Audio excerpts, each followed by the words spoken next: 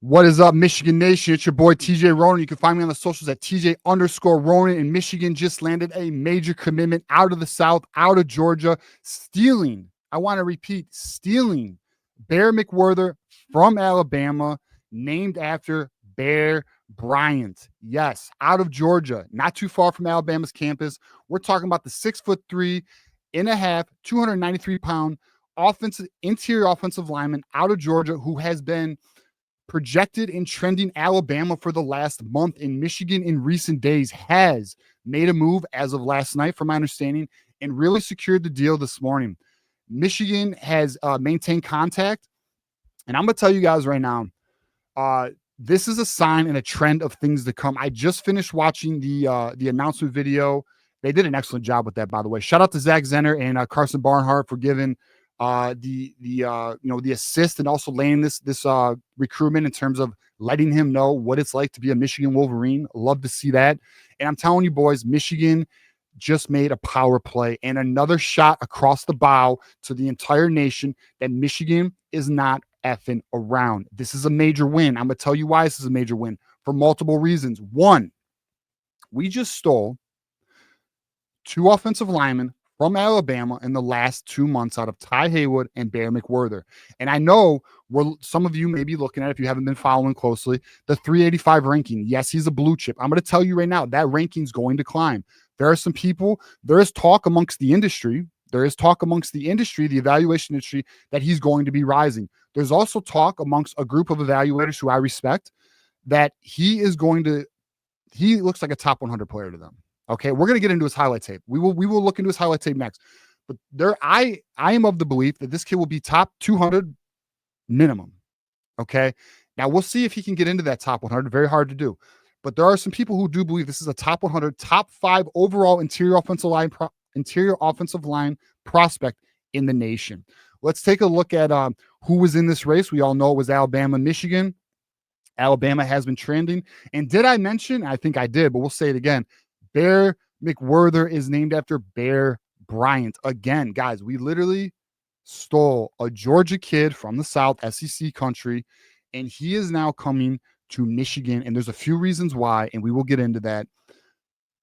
Bear McWhorter is an offensive tackle, and you may say, well, if he's offensive tackle, why is interior offensive line? Because the thing about college projections is when a kid has a frame of a 6'3", or maybe their arms are a little shorter, typically they get projected into the interior, and that's completely normal. But what's nice to see, and we'll get into this in highlight tape, and actually let's get to that right now as we talk about it. So we'll share this tab here, and we'll make sure. Okay, so we got the video going. I want you guys to check out some things here. But what I want to show you is, look, you'll see him on the left side playing left tackle. Every single rep, you're going to see domination, physical domination. You're going to see a kid who is literally pushing his opponent 10 yards down the field just like this, continuously. Now, what I talked about in previous recruiting player analysis videos that I like to see, sometimes you'll see a kid's recruitment video, right? How funny is it? Like, if we just go back, look at this. He is running past the running back by pushing a player. The running back and Bear McWhorter literally made it to the same spot, and he's driving a player down the field. That is, again, where are we? Where's the ball? The ball is starting at. We're gonna find out right here. Check this out. The ball is starting at the 46. Okay, starting at the 46. Bear McWhorter is driving his guy to the 29-yard line, guys. The play started at the 46-yard line. He's driving his guy to the 29-yard line. This kid is a mauler. He's a nasty player, guys. Plays nasty. Physical. Every single play, he's knocking his guy on his ass, man. He drives his opponent down the field consistently. He is a play to the whistle type kid. His dad is a coach, so you can see these tendencies being taught to him, which is, you love to see that. You love to see a coach's son who obviously is getting consistently coached on a daily basis. I'm sure his dad's very hard on him in a good way. And again, boys, it's just a major get for Michigan because it's a sign of a lot of things. One, the trajectory of this class. We've talked about this on the show. I do anticipate this being a top 5 class. I do anticipate Michigan having a monster class. I really do. No hyperbolic for me. I really mean that because I understand the approach and the strategy they're doing. I'm aware of the approach. I don't want to say understand. I am aware of the approach and strategy they are implementing. The bucket of kids that they are targeting, guys. They are uniquely and selectively targeting. We all know that Michigan always has looked for Michigan men, right? Michigan men that they fits a culture, has a worker's mindset, blue collar, lunch pail, hardworking, F you up mindset.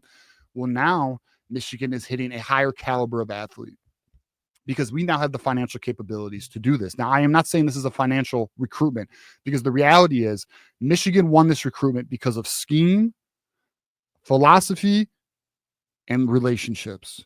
Bear McWhorter himself said one of the reasons he loved Michigan is because he loves everything about Michigan. He loves the style of play. He loves the coaching staff. He loves the players, and he loves Ann Arbor, guys. So we know as Michigan fans, we know what Michigan can offer. It's great to see because of the financial ability, Michigan can now get these kids who Michigan now has a full 360 approach now. They are covering all bases in their recruiting approach, and it is paying dividends because you are landing. I mean, this dude right here, look, he's playing with violence. Look at him launch off the line here.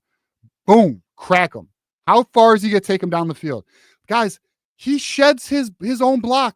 It takes on the next dude because it's FU Sunday. It's FU Sunday, boys. That's how Bear McWhorter plays. If you're in his path, it's FU Sunday, bro. He's playing for keeps. He's breaking you. He's defeating you. And that's how he plays ball. And I'll tell you, that is the perfect identity. He defeats his opponent, guys. And one of the things, when you look at some of these prospect tapes are like a minute and a half, 2.5 minutes. And you ask yourself, well, why is the highlight tape so limited? What is going on to where there's not more highlights? Is obviously there's not a bunch of clips dominating. Well, with Bear McWhorter, guys, there is 10.5 minutes of him as a junior playing varsity ball in Georgia, dominating. I know some people may not follow recruiting as close as others, but I'm going to tell you that's significant. It's a significant tell that this kid is playing above his level, man amongst boys, in one of the most competitive states for high school football in the nation. So I'm very excited for this addition to the class. I think Michigan made an extreme power play here. I think they essentially told the nation there's nobody they can't get. Bear McWhorter is named after Bear Bryant. Bear McWhorter lives not far from Alabama's campus. Bear McWhorter is an SEC country, and Michigan just stole him. Mine. Hell of a job by Sharon Moore and Co. Excited to have him a part of the class. I'm so excited to see how does this offensive line class shake out. We know we're in it on Jackson Cantwell.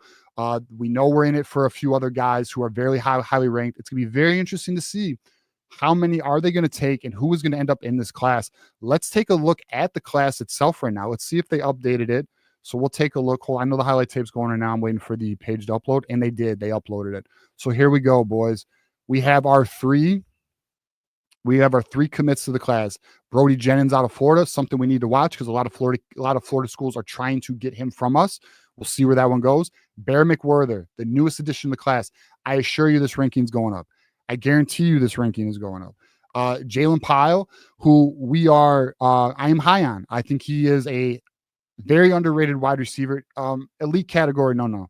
But developmental, work ethic, dog mentality, yes. I have a projection in my head of the 4 receivers I want Michigan to get. He's a part of that projection by signing day.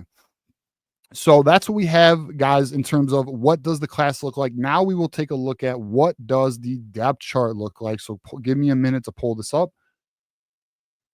So our depth chart for the 26th class, it's good to bring this back because now we are starting to build, boys. We are starting to build our 26th class, okay? As you can see, we are only at 3 commits, 2 blue chips, 1 3-star. We got Bear McWhorter. I am putting him at left guard because he plays left tackle. I think it's a natural transition to move to left guard. He does have the 6'3" frame. Perfect height for a guard, by the way. Perfect height for leverage, to get leverage on defensive tackles. Excellent. We obviously have Brody Jennings. I currently have him at CB1. If some of the rumblings are true about some of the corners we're after, We would then move Brody to CB2, and we would then add the new guys to CB1. We'll see who we land there. Michigan's after a lot of top end guys. I have Jalen Pyle currently at the Y position. We'll see where they go there. But Michigan is currently pursuing one of the most high-level buckets of prospects since I've been following Michigan recruiting. I've been following Michigan recruiting since the Hoke era, pretty closely. This potentially could be the closest resemblances, I would argue, either the 2016, it might have been the 2017 class where Jim Harbaugh landed that top 5 class in terms of bucket of talent prospects. The net of prospects that Michigan is pursuing right now, the amount of top 100 kids that Michigan is pursuing right now is wild. And what's interesting is the interest is genuine. And the reason why I say that's interesting is because if I would have told you guys 2 years ago,